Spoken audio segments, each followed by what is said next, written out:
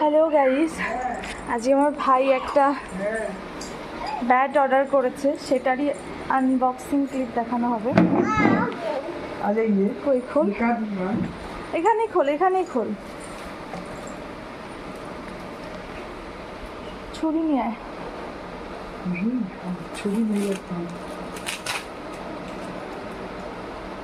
কত নিয়েছে এটা?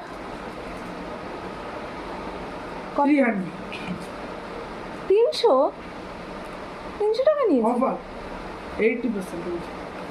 ওয়াও, 80% অফারে পেয়েছে, 300 টাকায় ব্যাগটা পেয়েছে।